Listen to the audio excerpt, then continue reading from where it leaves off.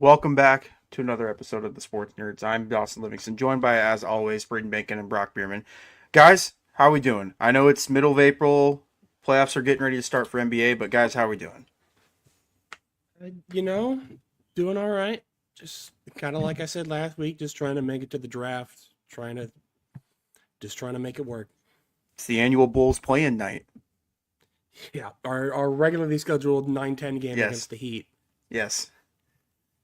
Brock, how we doing? The fact that that's like a legit thing, honestly, is It kind of is. it's kind of sad. Is Let's be that frank. 3 years in a Trading row? away all of the players that could put ball and hoop just to still be in the same spot. You killed the man, but not the idea. Truly, Right.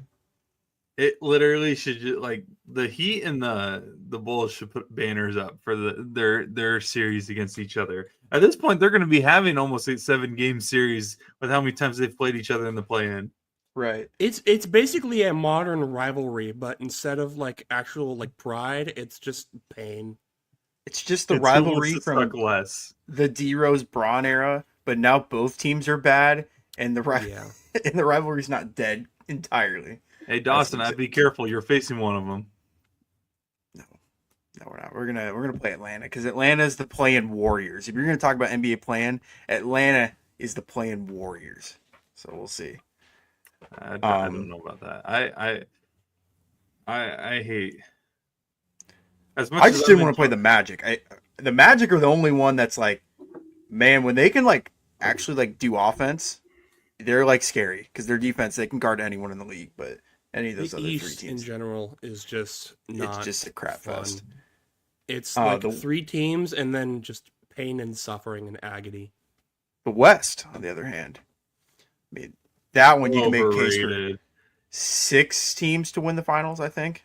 I think that like the 12 seed in the West probably could make the playoffs in the East fairly. Wasn't that the Oh, yeah. Spurs? Wasn't that the Spurs this year? Was that the Suns? I don't know. No, the Suns were the 11 seed. I remember that. So they were the Spurs.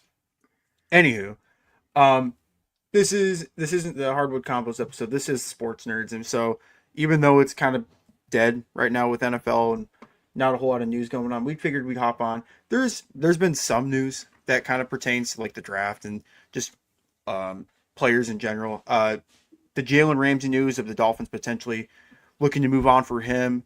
Ramsey has been a great player, obviously well known for his time with Jacksonville, then got traded to the Rams and has been with the Dolphins for 2 seasons now. But what are your guys' thoughts on Ramsey potentially being moved from the Dolphins? Meh.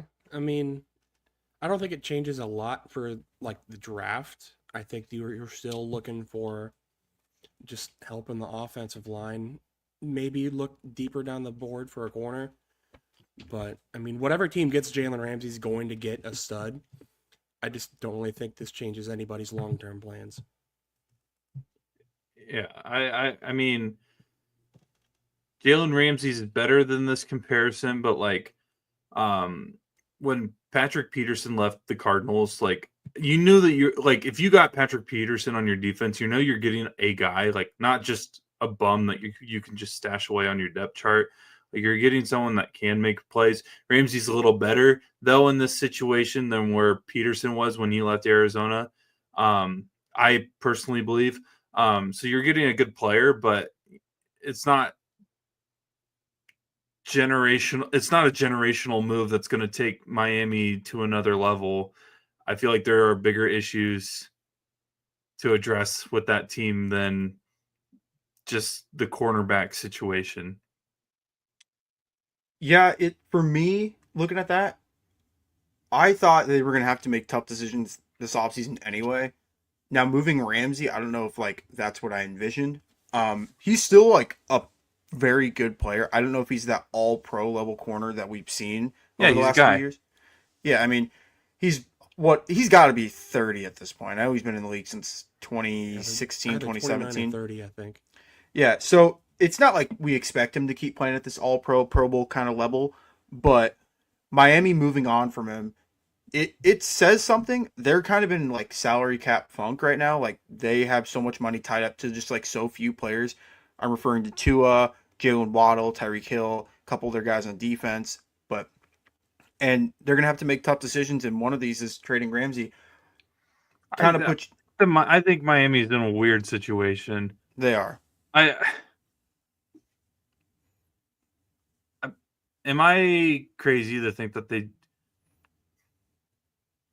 I don't know if blowing up is the best option right now, but like, they're stuck in mediocrity. Yeah. Like we were just talking about Chicago Bulls. That's where Miami is right now. I feel like That whole city. Basketball, football. I don't Miami. even know how are Yeah. the Marlins doing anymore. Probably So much- not good. I know they don't Yeah. have Jazz Chisholm. That's Yeah. like but- the only best. Uh, I can't even think of the name of the sport. Baseball. It's the only baseball player I can think of on the Marlins. I don't. Crazy poll is Jake Berger on the Marlins now. I don't even know. Nope. But He's on but the like I Rangers. don't think any. I don't All right, whatever. have Miami ever making a big run right now with their current setup of who they are kind of relying on their franchise. I don't think they have a terrible coach whatsoever. I just think that right now the roster is not built for the long-term success. And no offense to Tua or just in Miami in general, but I think that a quarterback might need to be in their near future that's not Tua, but there's a guy in this Didn't draft they that his just comp extend him? Didn't What? they just Comp- extend Tua? yeah. But couple that's the years ago. problem. People You're extend kinda these stuck with him quarterbacks for, that like, the don't next half a deserve. decade, It's just unless he stupid. retires. Hopefully, he pulls an You'd Andrew think Luck if for you his would, you would sake. think if that was going to happen, that would have probably happened by now. Yes, that's why I don't have any stock purchased in the Miami Dolphins organization. just saying, there's a quarterback in this draft whose comp is right-handed Tua. Braden knows who I'm talking about. I know exactly who you're talking. Yeah, I about. mean, he could be sitting would there at be- 13. So he could be, but Miami's you not need spending so that much on more that.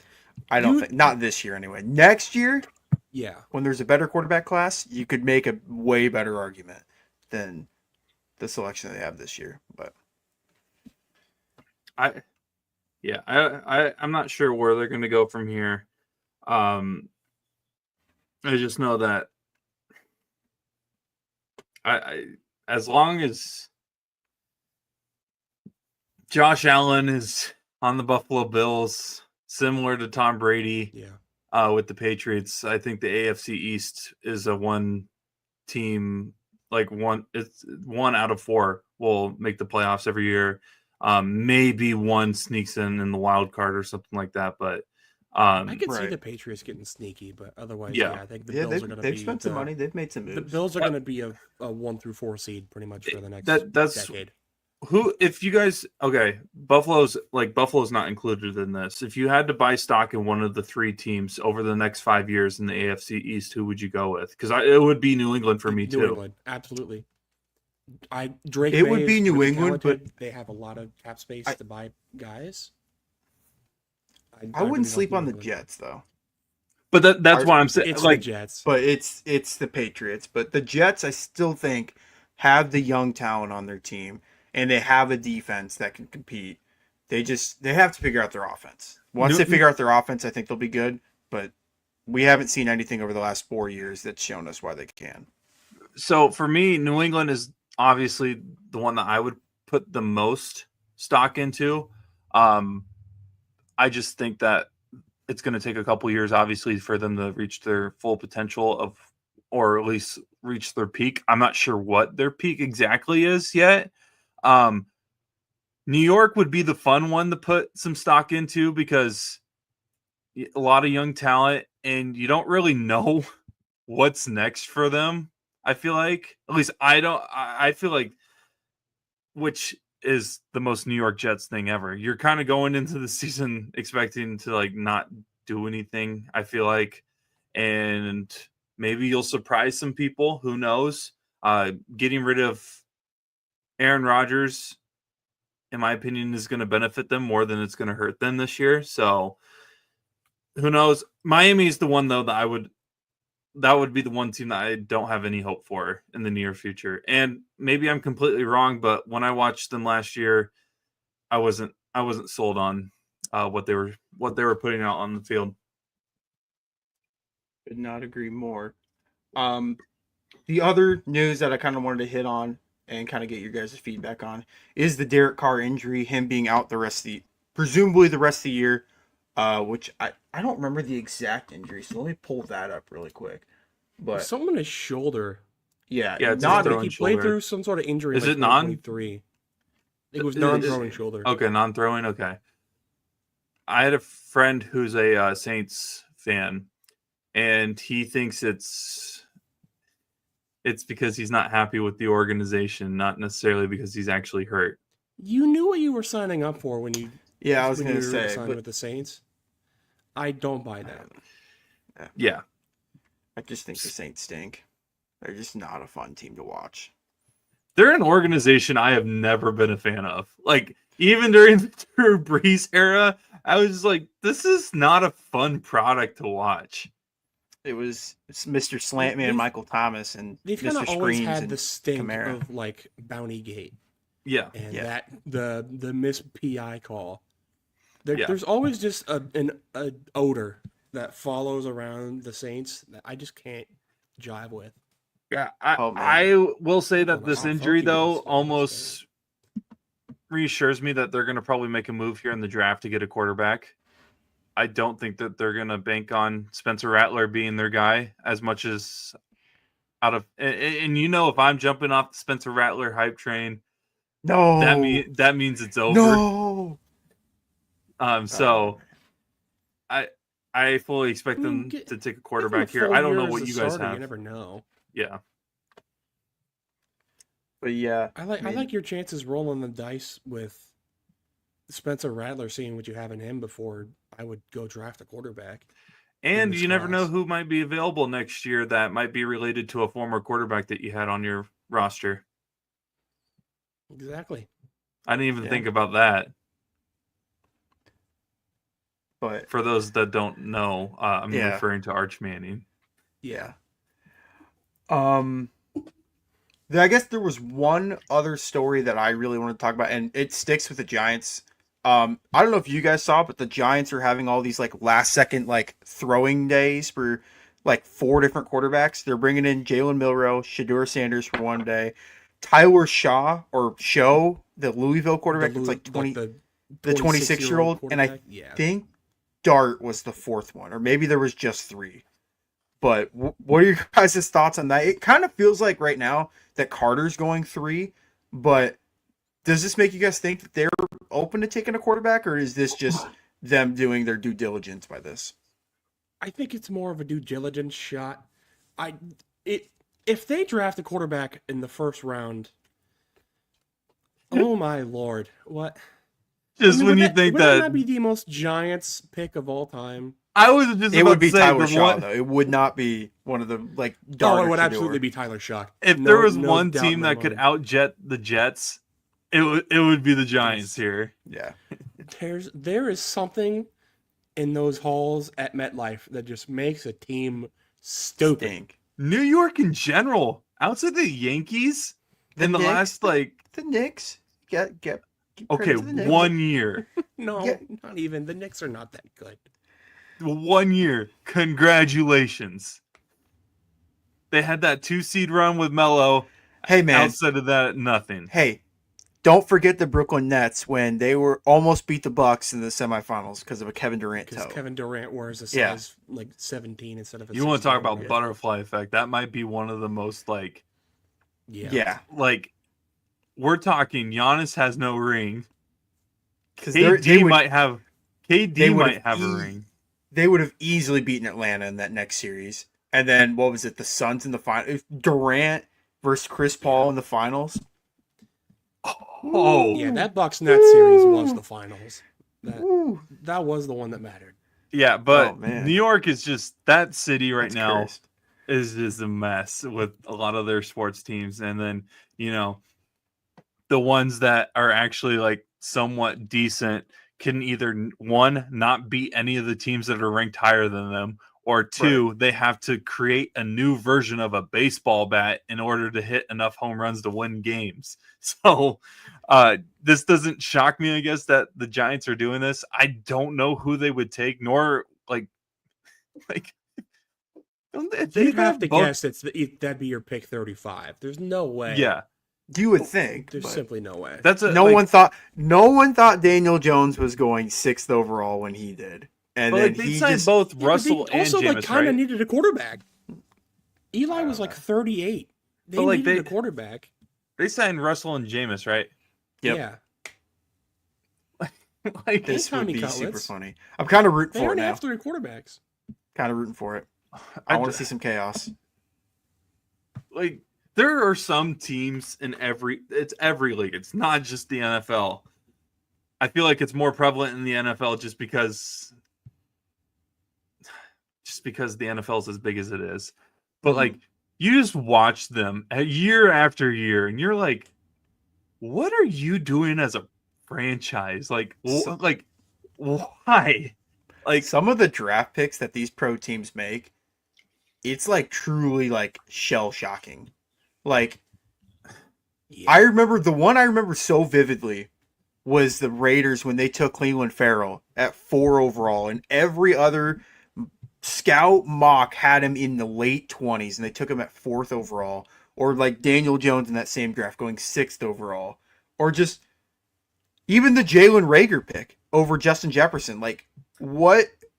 Why would I don't know. I don't know. I'm not a GM for a reason, but some of these picks that these teams make truly shock me. when your own son tells you to draft Jaden Daniels, and, Right. which granted Washington had the pick before New York in the draft last year, so you can't like respectfully you can't be like, well, see, they should have taken him. Mhm. But when your own son says that, and They could have called Chicago. yeah, Said, that's "Hey." because Washington obviously was. Ooh, I don't think Chicago was moving off that pick last year. I don't think there was any way. They're a lot more likely to move off that pick than the Commanders. That's I guess. I mean, yeah, Justin interdivision. Fields is not. I don't think is as good now or Oh has my God, potential to be dude, as don't- good as Caleb. But I mean, you're Don't a get lot me more started willing to on live Justin with Fields. Justin Fields and the haul you could get from the Giants. It would be like that scene from Draft Day where they're trying to negotiate for the number 1 pick. It's like, I want 3 number 1s and David Putney. That's the only way I'm doing this trade. Like that would be the fleece that the Giants would have to do in order to get number 1. But It's just, dude, it's the same teams are always at the bottom. The NFL is weird because, like, I would say there's parity, but like, it's usually the same handful of teams that are like competing for the top. Like, that's why this year and last year with Detroit actually being like good was like such a huge deal because Mhm. like they were always bad, and so. This year with Washington being really good, the last decade see. outside of the RG3 season, Washington really hasn't been like that good. the So disrespect to Taylor Heineke and Alex Smith era, that COVID year where they almost beat Brady in the playoffs. The disrespect to Mr. Taylor Heineke. congratulations. Sorry. But no, you're right. You're right. They haven't really done anything since that RG3 year. But like our era of the NFL has kind of been like the same handful of teams, and then plus like obviously there will be changes. So like New England and Buffalo kind of swapped spots midway through our lives, or like I would say Pittsburgh and Baltimore swapped spots, but even then Baltimore was kind of competitive the whole time. Pittsburgh was competing for Super Bowls. The AFC South has always been trash outside of Peyton Manning's era in Indianapolis, which I'm not going to lie, I wasn't watching the NFL at that point, and you guys are younger than me, so I don't know if you guys were watching the NFL at that point. Don't forget Saxonville. Oh, yeah, 2017. 18, whatever year that was. Yeah, the weirdest championship weekend with Blake Bortles, Case Keenum, Nick Foles. Nick and Foles, Brady. Tom Brady. Like, I'm just That like graphic will be hung in Canton one day. Only one of those guys is still playing right now. Case Keenum. Yeah, he signed with the Bears Yep. like last week or something. Because I've never seen a Twitter post. Caleb gets hurt because they I have no guessed. protection. He's going to lead them to Case a playoff. Keenum's going to win. lead him to the NFC title game. Where was he last year? Was he on a team? I think he was in Houston, wasn't he?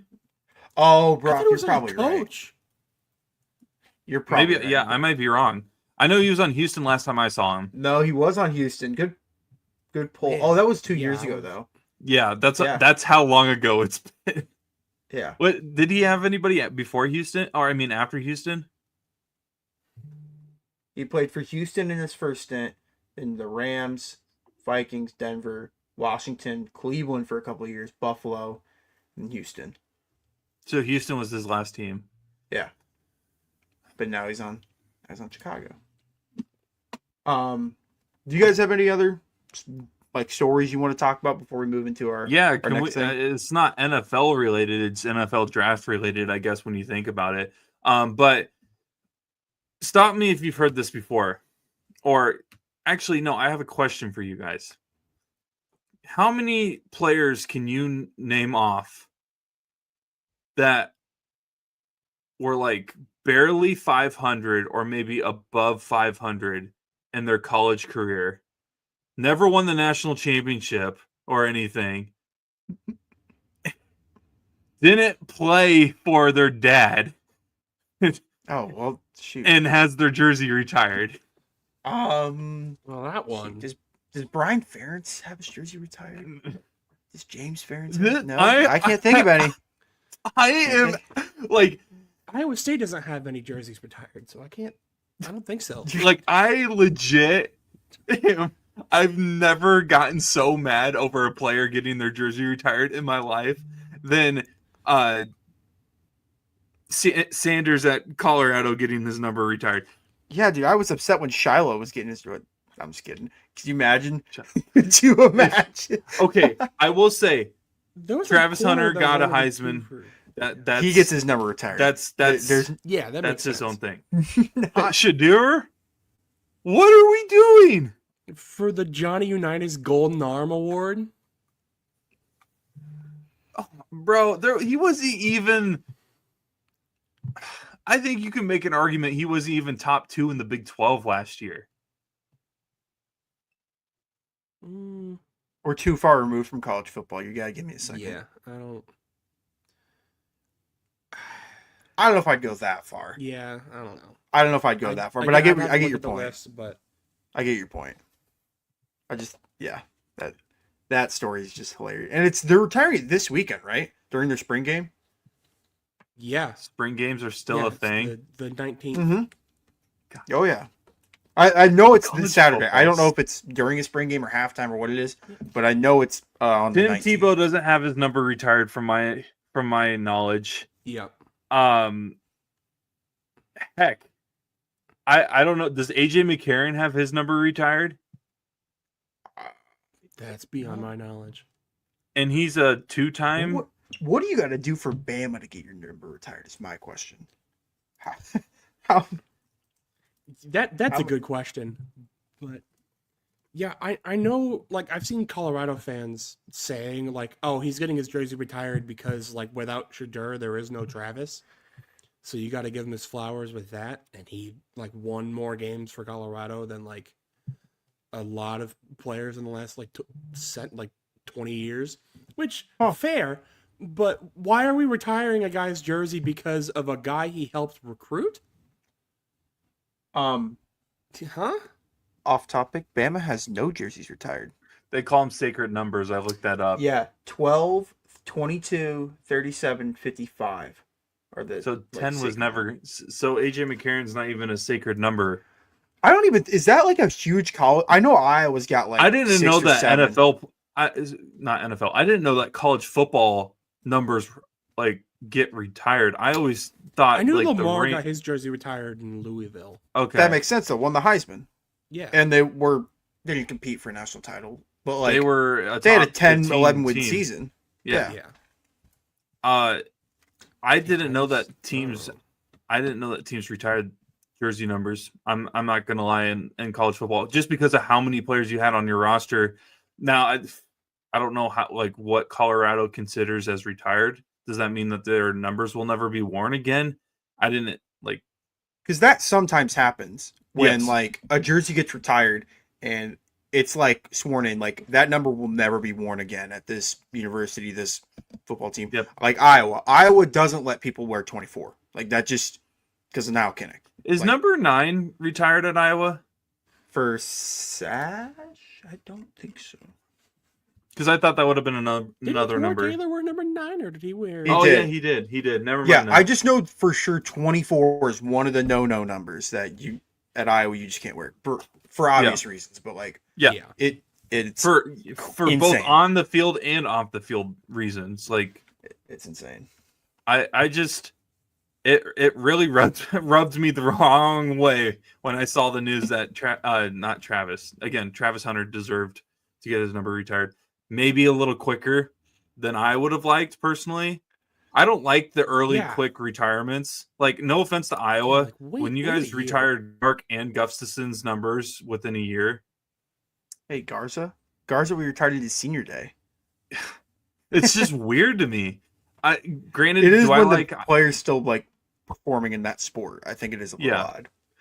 Granted, I don't like Iowa State's current method of what you have to do to get your number retired, or being away from the program for 10 years, being a graduate. I can understand the graduate standpoint if Iowa State really cares about that, but like George Niang should have had his number retired like 5 years ago. Yeah, Niang, Monte. Heck, Melvin Edgem is the guy. If Melvin Edgem never gets his number retired because of what he did for that university to help bring back men's basketball, that will be one that will rub me the wrong way and actually make me kind of upset about the university. But back to the football side of it, I always thought that teams just had like, the Ring of Honor, or like, you look around their stadium, they have the numbers. Like Iowa has that, and I think that's cool. The jersey retirement thing for me is weird because like you don't ever see like a hanging thing like you do in basketball arenas with rafters and everything. So I know like Kansas basketball, they don't like retire numbers. They just put the player and their number up in the rafters, which by the way is one of the coolest things ever, just because you go, oh, they have like 10 number zeros that somehow won National Player of the Year or whatever, and you're like, my team's program is trash compared to that. If you want a real reality check on how good your team program is to others, go watch Kansas play your team and go to the Kansas stadium 2 hours before, so you can go through their in-stadium museum that they have, because apparently that's a thing. But no, Sanders shouldn't have gotten his number retired. I'm sorry. I don't.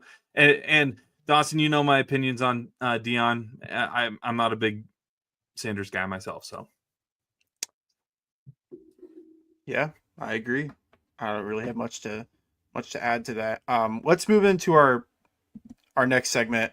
Me and Braden presented mock drafts again. We are 8 days from the draft as we're recording it on April 16th on a Wednesday. But Braden, I'm going to let you have the floor. Here's your top 10 of your mock draft 5.0. You just want to give us the rundown. Oop, if I can. There we go. Yeah. So, I mean, I think 1 through 3 are the same as they were last week. I'm not sure if I had Travis going to Cleveland or wherever. But, I mean, number 1 pick has been Cam Ward for a couple months now. We don't need to beat the dead horse there. That is what that is. We can move on. Travis going to number 2. Got his jersey retired, like we just said. Not necessarily relevant to getting drafted, but yeah, just hell of a player. Fits needs that Cleveland has. Makes sense to go number 2 there. Abdul Carter, you kind of wonder with 2 light defensive edges with Abdul Carter and Brian Burns how well they're going to stop the run. But I think they're going to figure it out. And honestly, stopping the run probably should be the least of their concerns. I mean, obviously it's important, but you kind of just need to be able to put guys on the field at a certain point. And you're not going to find a lot of guys better in this class than Abdul Carter. Number 4 is kind of just BPA offensive lineman. I have Armand Membu. We've been saying it for months now. This is my guy. I love Membu. Just a mauler. A little bit short, so you wonder if he's going to stick at right tackle at the professional level. Whether you put him at tackle, put him at guard, he's going to be a beast. He's going to keep Drake May upright. And at the end of the day, that's what you got to do if you're New England. Number 5, it's been Mason Graham for a while. Last week, I explored the world where he doesn't go 5, but we're going to go back to it just because he's exactly what I think Jacksonville needs. I've been hearing, like, maybe this could be like a Tyler Warren or an Ashton Genty spot, but I feel like you need defensive tackle way too bad to not take a guy as good at playing defensive tackle as Mason Graham is here.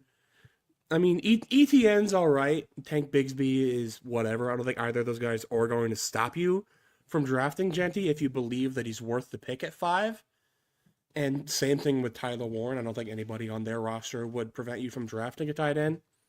But at a certain point, you have to take positional value into account. And defensive tackle is just, at the end of the day, a much more valuable position. And I think Mason Graham just is too good of a prospect to pass up here. Number 6, again, with it's been this pick for a while. It's going to continue to be this pick. I've said all that can be said about Ashton Genty the past, as long as we've been doing this. I'm not going to continue to just drill down what's already been drilled. Number 7, Tyler Warren. This could easily be Will Campbell as well. Just, I think, trying to fix that offense as much as you can to try to make Justin Fields look good really should be your goal. I do wonder about that right tackle spot if you don't get Will Campbell, but there's talent down the board, I think, that could work there. Obviously, I don't think they're going to be as good as Will Campbell would be in that spot, but I think Tyler Warren is just way too good of a tight end to... I mean, I could see Tyler Warren going further down than this, obviously, but I think if you believe in the talent, you should take him, and Tyler Warren is a hell of a talent. Number 8, I know Dawson has had this pick a lot. I've not been as high on Will Johnson in this process. There's been questions about his speed. I know at the combine, I think his arms were a lot shorter than what was expected for a big physical press corner. But, I mean, you look at the 2023 tape, and you know you're getting a ball player with Will Johnson, and Carolina's corners outside of J.C. Horn are just not anything special. I know I've been edge rusher with this pick, but you got to mix it up every now and again, and I think Will Johnson would be a heck of a pick there as well. Number 9, the Saints benefit from a Will Campbell slide of sorts. Most of the time he's gone either at 4 or 7, maybe 8. I still think that Carolina should focus on defense, but I think if you believe in the talent, take the talent. And that's what New Orleans is going to do here. Keep Will Campbell in state. Again, arms, yada, yada, do the dance. He's a good player. You take the good player. And number 10, I think I've had a different guy for this like every time since they've improved that offensive line. I could see the line. I could see you still going line here. I could see you going really anywhere. So you draft a guy that can fix multiple needs. You can put him off ball for a couple of plays, and then on third down you can have him rush, and he's going to be good at both, I think. Kind of like a rookie Micah Parsons light of sorts, which you question drafting a ex-player light at the 10th overall pick in the draft, but he's kind of a, like, not really a super top-heavy draft. So I think a guy like Jalen Walker, I believe, is going to go high, and I think whatever team gets him is going to get a good player. I like the first 10 picks. Brock, do you have anything to comment on his top 10 selections? I mean, I pretty much agree with a lot of the stuff that he has kind of put down. And what's crazy about it is that Braden, you did a good job of like looking at what these teams need. Now the question is, will these teams, because these teams usually end up in the top 10 every absolutely not. year. Yeah. So, like The Jets Jansen are Dart's going to go at pick 9, and I'm going to drive my head through a wall. That's what's going to happen here. like you can never rely on the literally. We were just talking about how like the same teams that have always been bad are usually in the same position every year. Outlier of the Patriots, maybe the Giants. These same teams, I feel like since 2010 have kind of been flipping between top 10 pick, 15 to 18 range, top 10 pick, 15 to 18 range. Hopefully someone at these organizations will attack and get players that they actually need. But yeah, I like this list.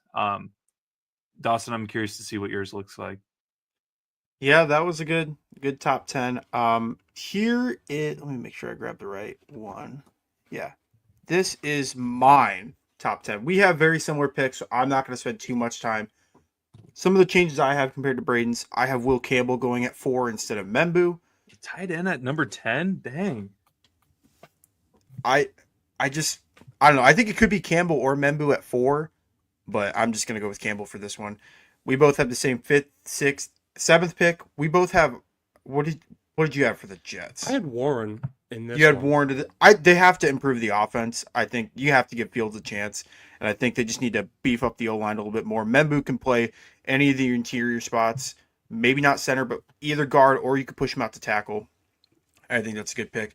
We've been saying Panthers need to take defense for 3 months now, and Jalen Walker's really good, and he isn't like a perfect fit in Carolina, but it's a good fit. And then Mr. Gets his jersey retired by Colorado is at 9 to the Saints.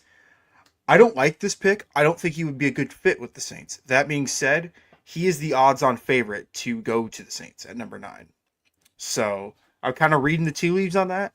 I don't think he's going to end up with the Giants, but if he doesn't go here, look for him to slide like into the 20s. Because there's not quarterback needy teams from pick 9 to pick 21, which is where the Steelers are sitting at. And then like Brock said earlier, I have Tyler Warren going 10 to the Bears. I know they have Cole Kmet, but Tyler Warren is a true difference maker. He took snaps at quarterback last year. He's able to run the ball. He had a couple passes last year, and he's just a huge red zone threat. And if you want Caleb to succeed, I think you go Tyler Warren because I think he's one of the better weapons in this class. So what are you guys' thoughts on my top 10? I mean that's pretty much The Chicago what it has one been. is the only one that I'm not sure on. Because don't get me wrong, I think Tyler Warren can be a really good tight end, Swiss Army knife type player, where you can kind of just throw him somewhere and be like, just do football, and Right. he'll do it. But a top 10 for a guy that like a top 10 tight end for a guy that, in my opinion, hasn't gotten maybe as much publicity as previous top 10 picks for tight ends, at least from my memory. Maybe I personally haven't seen anything as much. Granted, the last couple weeks, the transfer portal made me literally jump off a cliff, and I deleted a lot of my social media apps. So maybe I am in the dark when it comes to how much hype Tyler Warren is actually getting. But that's the one that kind of shocked me. But yeah. I think he would be actually an upgrade, though, from Cole Kmet. Don't get me wrong. Yeah, the thing is with Tyler Warren, I agree. Most of the time, tight ends don't go in the top 10 at all, especially you look at last year with Brock Bowers going to pick 15. The thing is, these are just two very different draft classes. Last year was you had a lot more strength at the top, where a guy like Bowers, who you could argue was the best rookie in the class, ended up falling just because that's kind of just how it goes. But in this class, I don't think there are 10, this guy should be a top 10 pick in the draft no matter what guys. That's so you kind of you have guys jumping up that in other drafts would maybe go in like 15, 20, 25 range. But again, I think you look at the tape, it just speaks for itself. He's such a difference maker. I would not be surprised if he finds his way in the top 10, which you don't see a lot of tight ends do, especially after the experiment with Kyle Pitts seems to have kind of fizzled out. But What are you talking about? He's believe going to him be a by the way. fantasy breakout star next year. Oh, trust me, as somebody who has him in fantasy, I would love nothing more than for Michael Penix to finally be the guy to learn how to throw the ball to Kyle Pitts. But How hilarious would that be though? Is It's- out of all the guys that he's Yeah. had as a quarterback, that's the one that gets him over the top. I mean, that's just what it is because football's not real. None of this is real. Right. Life is just meant to be pain. Things are not Wow. meant to make sense. I mean, I could have phrased that better, but you get where I'm going from. I mean, I suppose. I mean, I don't know That's how how- to continue that. All right, but- let's get to my 11th. Yeah, I here's think- here's Braden's think- second 10. I'll just let you have the floor with that. Wow. Man, Ooh. I'm good at making things awkward, aren't I? This is fantastic. All right, number 11, Michael Williams. The Niners defensive line needs somebody other than Nick Bosa that can actually get to the quarterback. And Michael Williams is probably best player available at being able to do that. There's other guys down the board that you can make arguments for, and I would not be mad at whatsoever, but this is just where I happen to land this time. And yeah, the number 12, Matthew Golden, staying in the state of Texas. Of course, obligatory horns down wherever my camera is. There it is. But like I said last week, absolutely exploded onto this. Not necessarily exploded onto the scene. He's been a pretty consistent first round projected guy, I'd say, through this process, but really catapulted himself into the top 15 conversation after running a 4.2 something at the combine.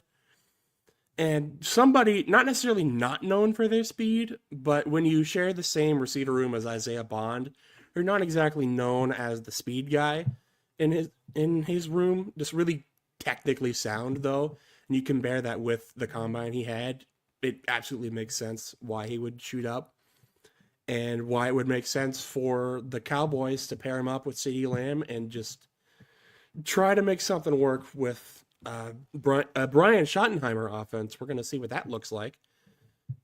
Good luck, Dallas, on that one.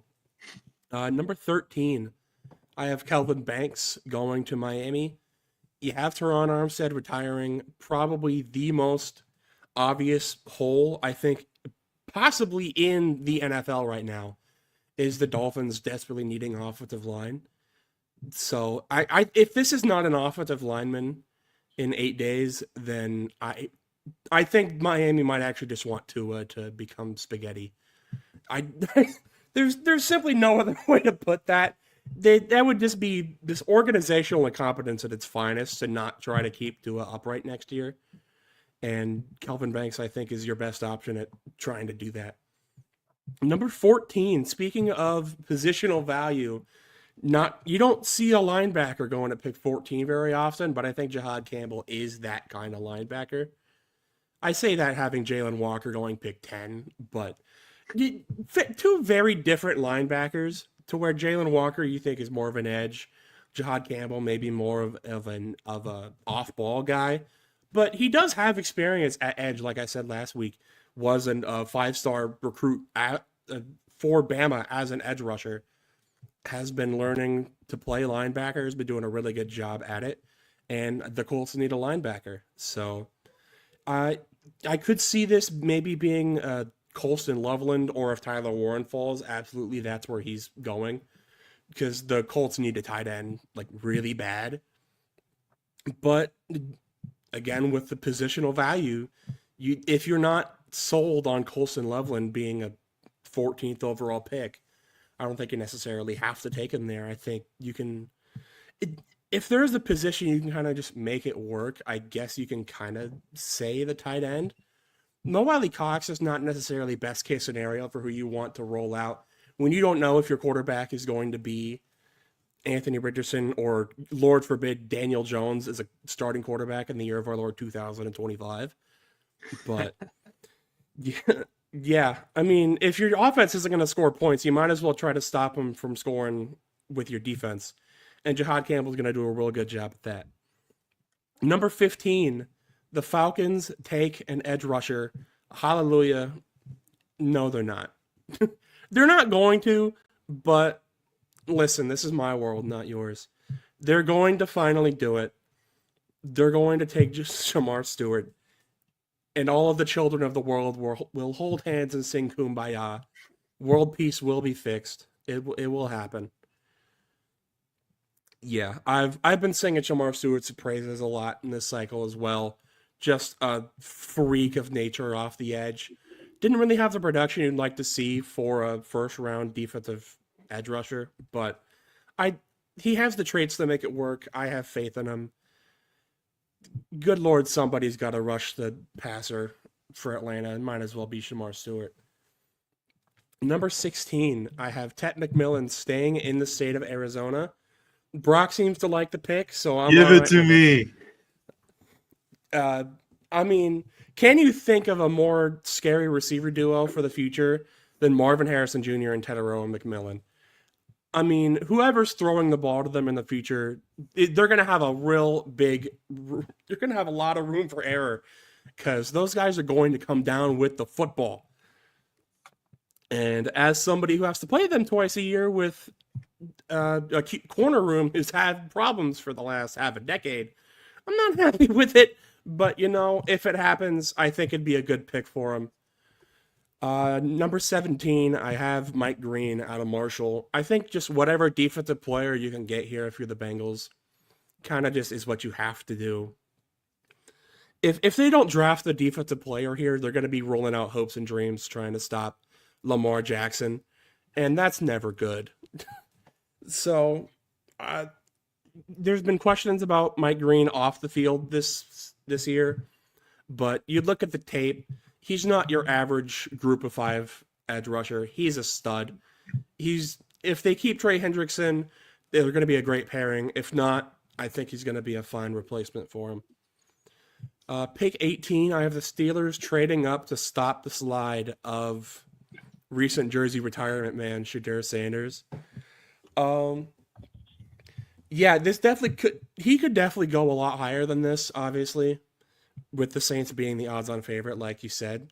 But if in the scenario where Shedeur Sanders is available at pick 18, not even necessarily that pick 19 or 20, I'm afraid that Shedeur Sanders would come off the board.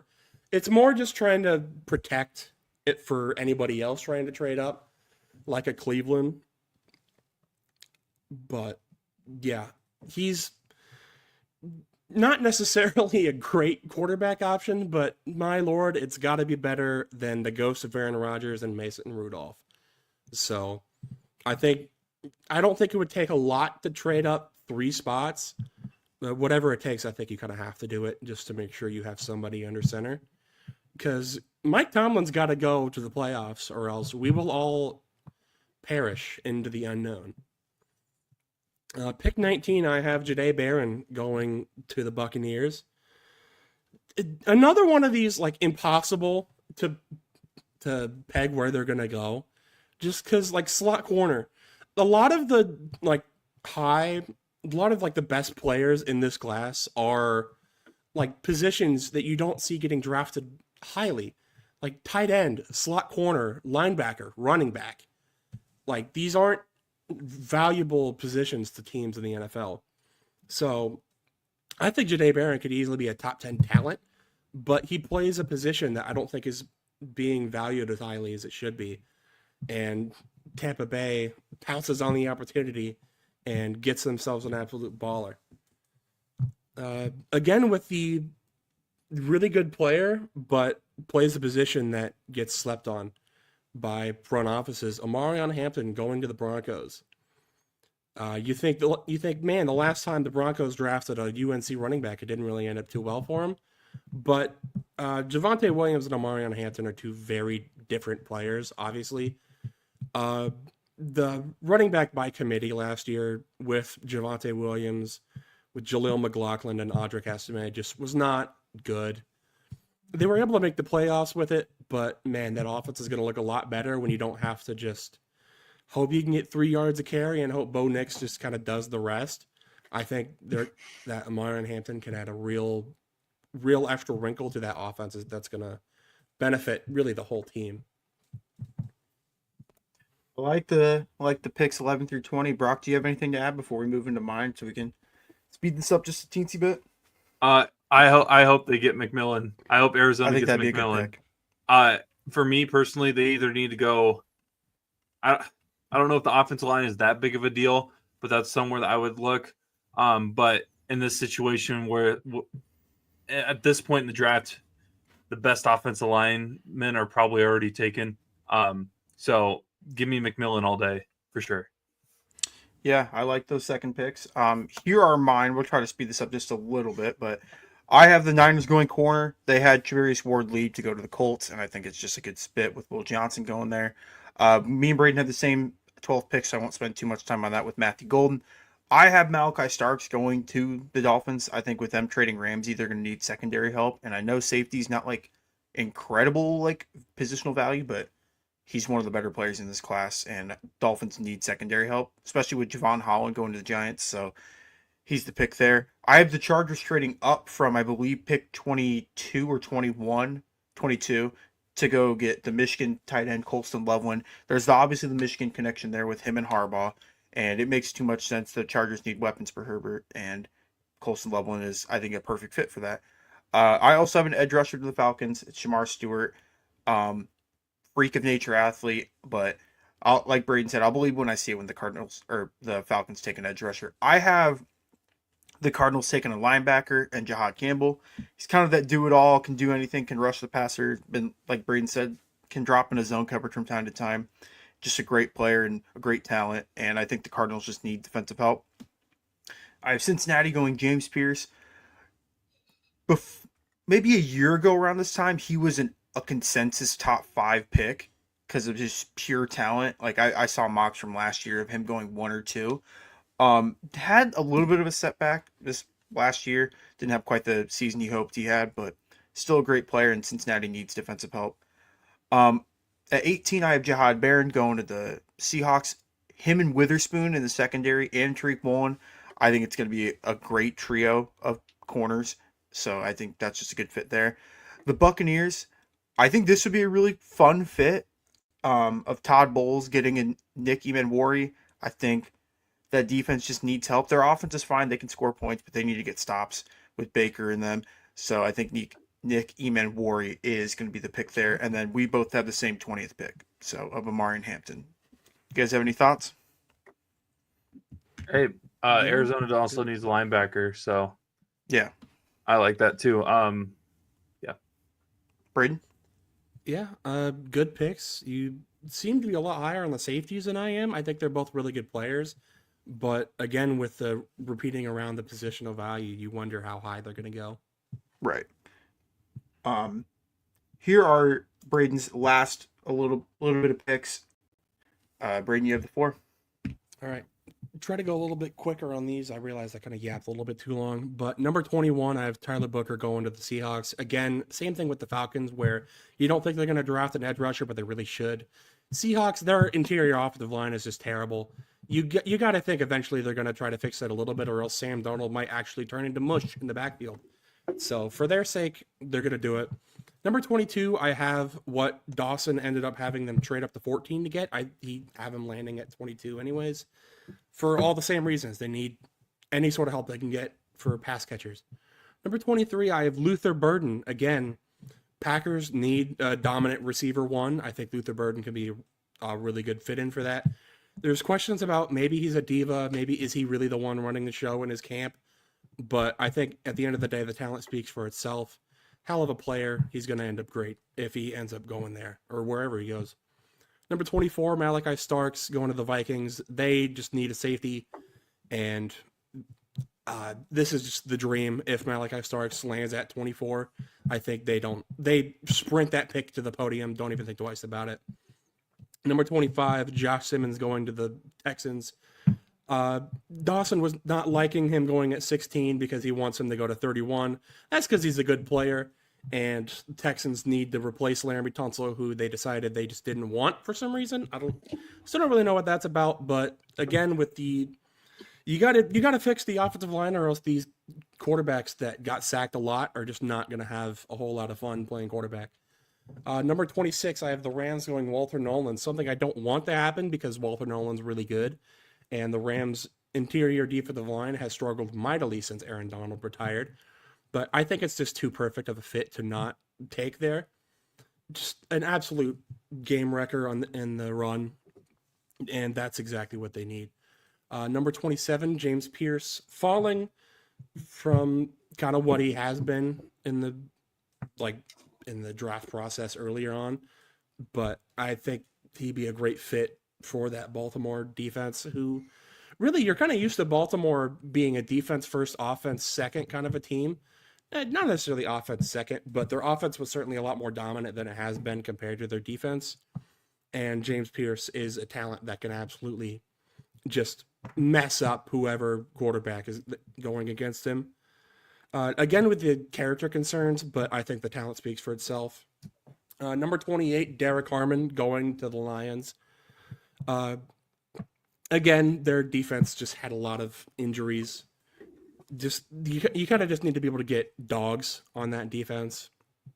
No pun intended with the cat logo, but yeah, he's just good player going to a team that is going to take advantage of a guy that I think is kind of falling from where he could go, but I think the fit would work there. Number 29, they haven't traded for Trey Hendrickson yet. We're going to say that they aren't going to at this point. And Donovan Ezeraku, I think, is the best player available at edge. I think was second in college in sacks this year. So he has the production that you like out of an edge rusher. I think he's just really talented, really good. As well as all the other edges of this class. There's a lot of talent at the edge position this year. And then number 30, Nick Emanwari. I believe he could go a lot higher than this. He could go a lot lower than this. But the Bills need defensive backs, and they take, I think, the best one available here. Number 31, Dawson does get his tackle. It's not Josh Simmons, though. It's a Josh Connerly. Another Josh. Had that one play where he got blown up on one-on-ones. I'm not too worried about it. I think he's still a great player, and they need a tackle. So I think it's just a no-brainer there. And then number 32, Donovan Jackson. I haven't seen a lot of hype for him going in the first round, but I definitely think he could. Was one of the best guard prospects this year and slid out the tackle for the playoffs and held his own. So I think he absolutely would fit in great where Mekhi Becton left a hole in that Eagles offensive line. I like the picks. Brock, do you have anything to add? Nope. All right, and then I'll try to do the speed run style. But here are my picks 21 through 32.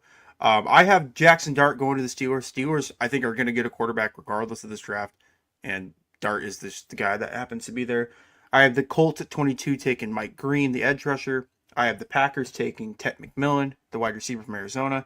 I have the Chiefs trading up with the Vikings to get Kelvin Banks, the tackle from Texas. Texans get offensive guard Tyler Booker from Alabama. The Rams get Luther Burden, the wide receiver from Missouri. Ravens get D-tackle Walter Nolan from Ole Miss.